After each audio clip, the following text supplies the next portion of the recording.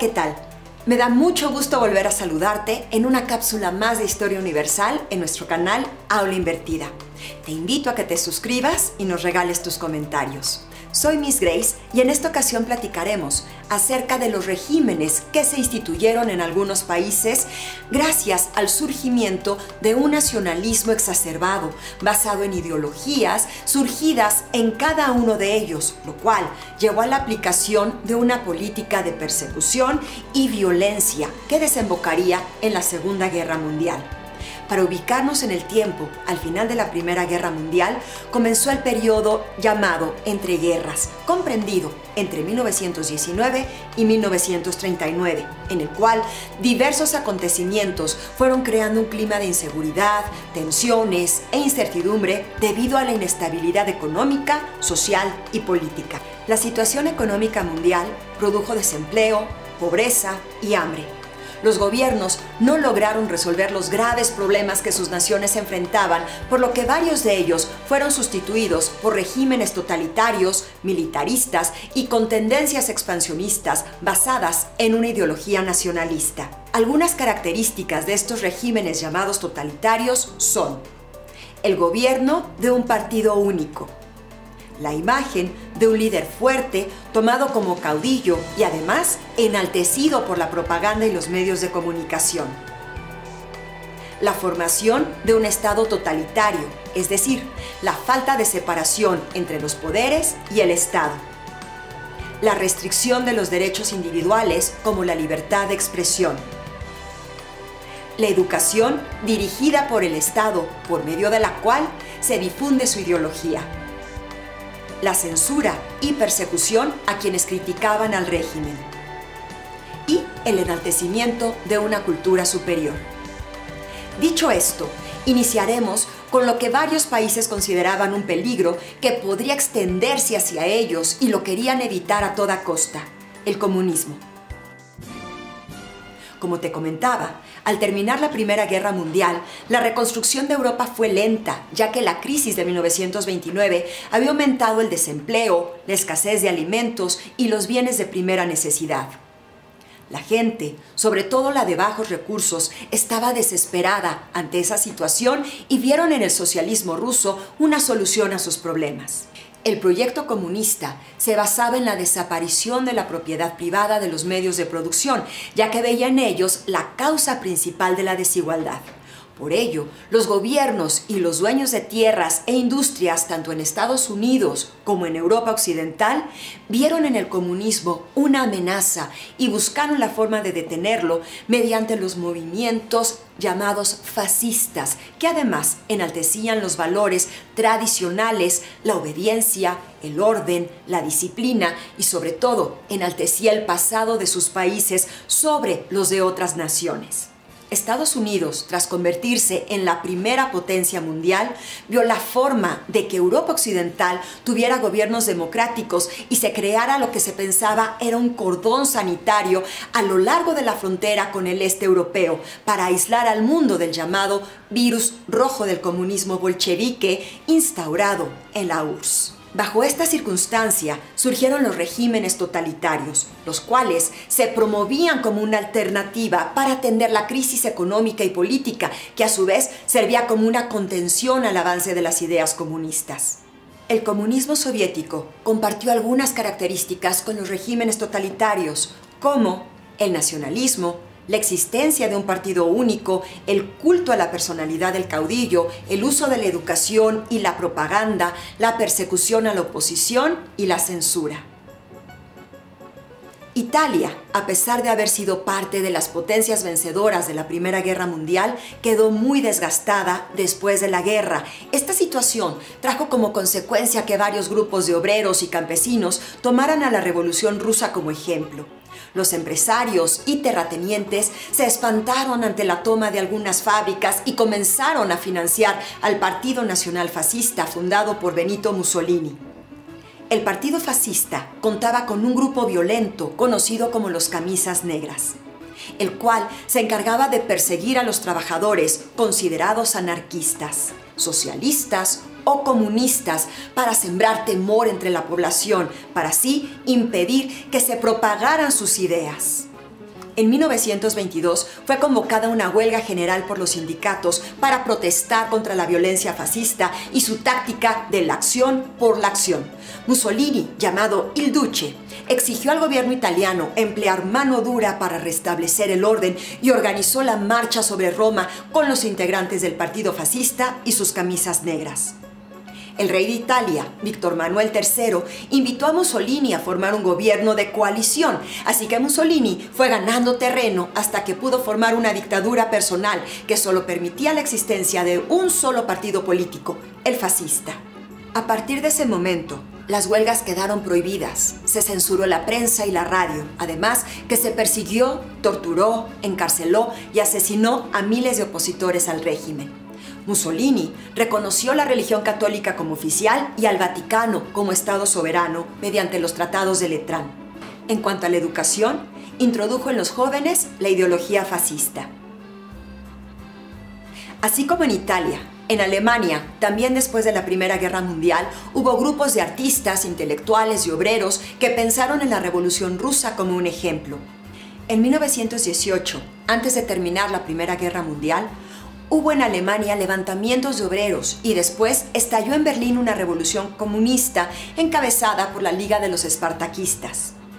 El ejército y algunos contingentes de extrema derecha reprimieron el movimiento, el cual terminó con el asesinato de dos de sus principales dirigentes, Karl Liebknecht y Rosa Luxemburgo. Pocos días después, se eligió a Friedrich Ebert, del Partido Socialdemócrata Alemán, como presidente de la República de Weimar. Se aprobó una nueva constitución republicana, liberal, parlamentaria y democrática que buscó la protección y el bienestar social en asuntos como vivienda, libertad de elección y la constitución de sindicatos independientes. Sin embargo, la burguesía nacionalista, el ejército y grupos de extrema derecha desataron una política de hostilidad hacia las medidas socialistas. En 1920, el Partido Obrero Alemán se convirtió en el Partido Obrero Nacional Socialista, el cual designó a Adolf Hitler como su líder. El término nacionalsocialista era una pantalla para atraer a los trabajadores, ya que el partido no contemplaba el ascenso de los obreros al poder, tampoco las nacionalizaciones ni la distribución más justa de la riqueza. Como el gobierno no pudo aminorar la crisis económica y los problemas sociales más urgentes, Adolf Hitler intentó dar un golpe militar, pero fue apresado. Fue sentenciado a 5 años de prisión militar, pero las autoridades permitieron su liberación a los 9 meses. Durante ese tiempo, escribió su libro Mi lucha, donde manifestó su odio a los judíos y la necesidad de contar con un gobierno fuerte, capaz de mantener el orden. En 1930, el Partido Nacional Socialista obtuvo el segundo lugar del Reichstag. Los nazis se habían vuelto populares y habían organizado grupos y milicias patrocinadas por empresarios que temían la desaparición de la propiedad privada. Entre estos grupos se encontraban las juventudes hitlerianas, las fuerzas militares privadas de Hitler, la SS, y las tropas de asalto, conocidas como SA. Los nazis desplegaron una campaña nacionalista que prometía restablecer el imperio, superar la crisis económica, el desempleo, vengarse del Tratado de Versalles que consideraban humillante y prometían recuperar los valores de la tradición de lo que consideraban su cultura superior. Todas estas promesas llevaron a los nazis a ganar las elecciones parlamentarias con el apoyo de los burgueses, la derecha alemana, obreros, burócratas y pequeños comerciantes en 1932. Para 1933, el presidente Hindenburg invitó a Hitler a tomar el cargo de canciller. El nuevo gobierno, integrado por nazis, conservadores y nacionalistas, emprendió una campaña de terror contra judíos, socialistas y comunistas. Utilizaba los medios de comunicación para propagar su ideología, así como concentraciones de masas y desfiles militares para exaltar los sentimientos patrióticos de las personas que asistían.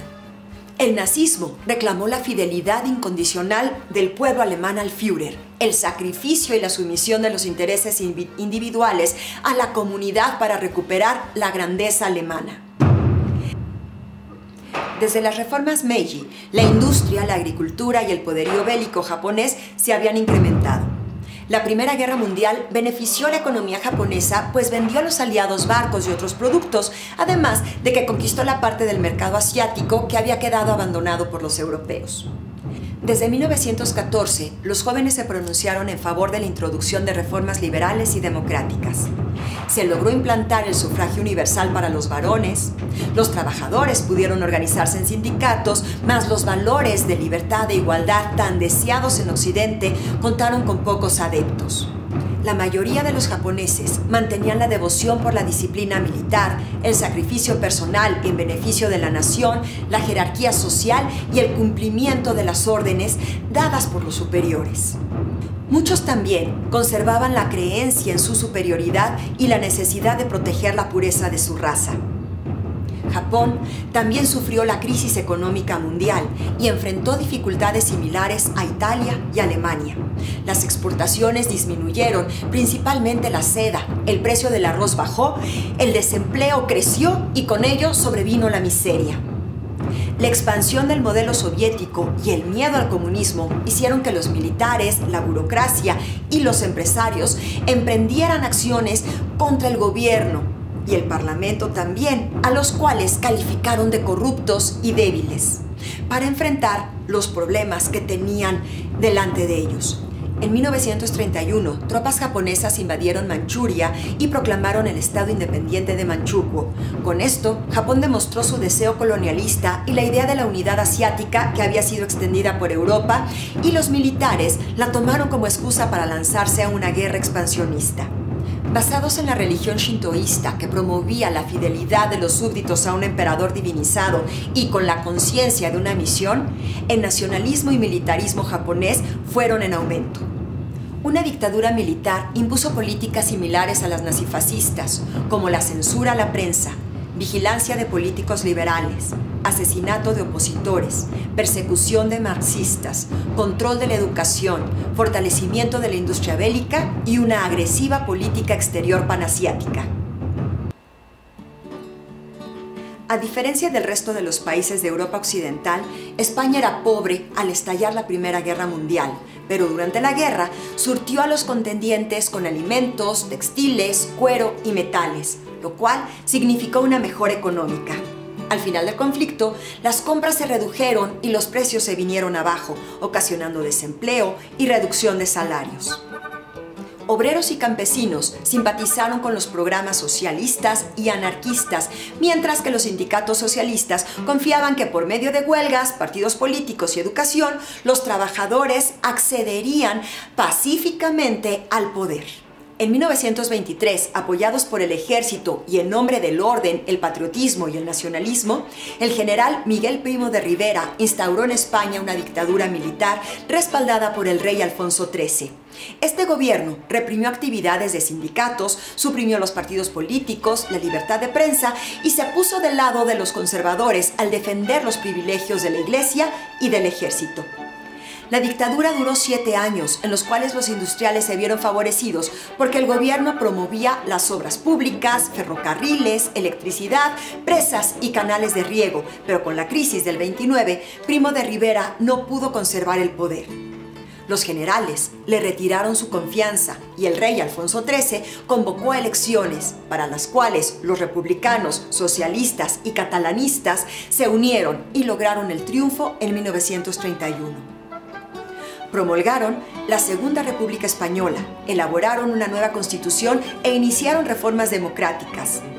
Los grupos más conservadores se identificaron con el proyecto fascista de Benito Mussolini y fundaron la Falange Española, grupo organizado en 1933 por José Antonio Primo de Rivera, hijo del exdictador.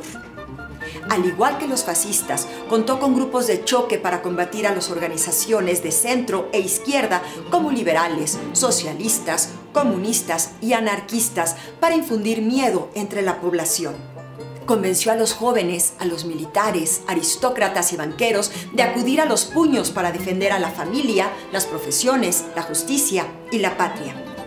En las elecciones de 1934 ganó la coalición conservadora, pero en 1936 republicanos, socialistas y comunistas unieron sus fuerzas en un frente popular que hizo sentir a los conservadores la amenaza de un gobierno que pudiera seguir los pasos de la URSS. Por ello, iniciaron acciones para derrocar al nuevo gobierno bajo la dirección del general Francisco Franco, lo cual desató una guerra civil.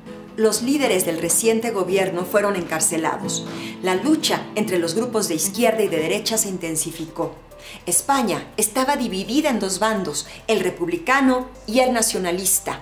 La guerra civil duró hasta principios de 1939.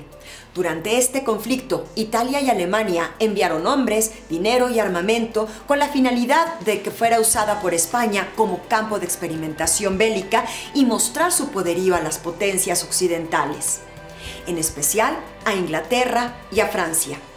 Por su parte, la URSS apoyó al Frente Popular de una forma más mesurada. Al terminar la guerra civil, Francisco Franco impuso una dictadura militar, la cual conservó hasta 1975, año en el que murió.